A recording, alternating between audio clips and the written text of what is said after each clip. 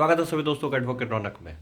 BSSC तमाशा पे तमाशा करना जैसे कि उनकी फितरत हो ही गई है। जैसा कि आप जानते हैं विगत वर्षों में जितनी भी उनकी परीक्षाएं हुई है सब में धांधली हुआ है, सब पे केस हुआ है, सब पे जो है वो आगे पीछे हुआ है। कभी किसी अभी हाल फिलहाल में जो 9 लाख विद्यार्थियों के जीवन के साथ जो ये खिलवाड़ हो रहा है, जिन विद्यार्थियों ने परीक्षा दिया है उसमें जैसे कि पता चला कि पेपर लीक हुआ है, तो बीएसएससी का जो ये कहना है कि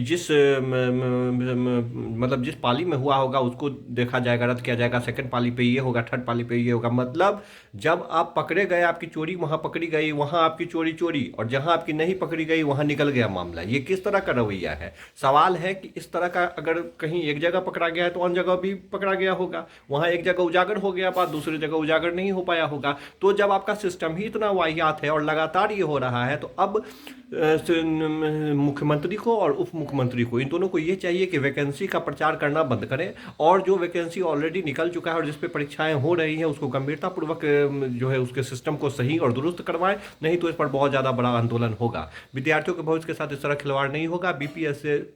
बीपीएससी के एग्जामों में जिस तरह का धांधली होता रहा है उसका जो है सो हमने मुंहतोड़ जवाब दिया, बिल्कुल दिया। पिछले एक साल में जिस तरीके से विरोध हुआ और जितने बड़े पैमाने पर विरोध हुआ, आज तक बीपीएससी में उतने बड़े पैमाने पर नहीं हुआ था। बीपीएससी में धांधली हमेशा से होता रहा है और बीएसएससी का भी वही हाल है। बीएसएससी के भी इस पूरे सिस्टम को एक बार जड़ से उखाड़ कर हटाना होगा, नए लोगों को उसमें लाना होगा और जो इस बात के जो जिम्मेदार होते हैं उनको कड़ी से कड़ी सजा मिलनी चाहिए। विद्यार्थी को आप यहाँ से वहाँ फेंक देते हैं, विद्यार्थी को बोलते हैं पैर नहीं लाने के लिए, तमाम तरह की बातें। विद्यार्थी धांधली नहीं करता है भाई, आपके अंदर बैठे हुए लोग धांधली करते हैं। आपका सेंटर जो है वो मैनेज हो जाता है, सेंटर पर सबसे ज़्यादा परेशानी होती है। आपको अपने सिस्टम को दुरुस्त करने की ज़रूरत है और उस पर नेताओं का भी कोई मतलब ऐसा नहीं है कि कुछ इस पर मुद्दा उठेगा ना। अपोजिशन इस तरह का कोई मुद्दा उठाती है और सरकार को तो कोई लेना ही देना नहीं है, उनको बस वैकेंसी निकाल देना है और उसका ढोल पीट देना है कि देखिए पूरा हिंदुस्तान देखे कि हम लगातार वैकेंसी निकाल रहे हैं। अरे उस वैकेंसी में हो भी रहा है क्या बच्चों का, या उसका हो रहा है जो पैसा खर्च करके आ रहा है?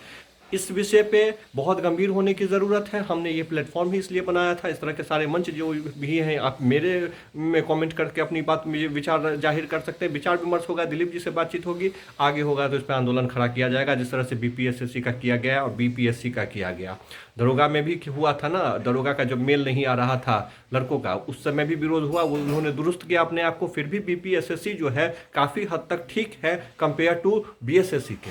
ये इनका तो कोई मतलब इनका तो कुछ तरीका ही नहीं रह गया है। बहुत ज़रूरी है कि सारे विद्यार्थी यहाँ पर इनके अपनी आवाज़ बटे नहीं, अपनी आवाज़ एक हो। क्योंकि अगर ये तुम समझ रहे हो कि उसी पाली में एग्जाम हुआ उसी में धांधली हुई, ऐसा बिल्कुल नहीं है। वो उजागर हो गया, बाकी जगह उजागर नहीं हुआ है, तो बाकी जगह उजागर नहीं हुआ इसका ये मतलब नहीं कि धांधली नहीं हुआ होगा। अगर एक जगह हो सकता है तो दूसरी जगह भी हो सकता है। इस सिस्टम को तब्दील करने की और बदलने की ज़रूरत है और जो कि बिल्कुल बदलना चाहिए। आप अपना विचार जरूर लिखिए और इस तरह के वीडियो को शेयर कीजिए और कमेंट कीजिए और चैनल को सब्सक्राइब कीजिए, ताकि आगे जो भी होता रहेगा मैं आपको बताता रहूँगा। इस विषय पे जो है फैसला लेने की ज़रूरत है, निर्णय लेने की ज़रूरत है और उसे कार्यान्वित करने की ज़रूरत है।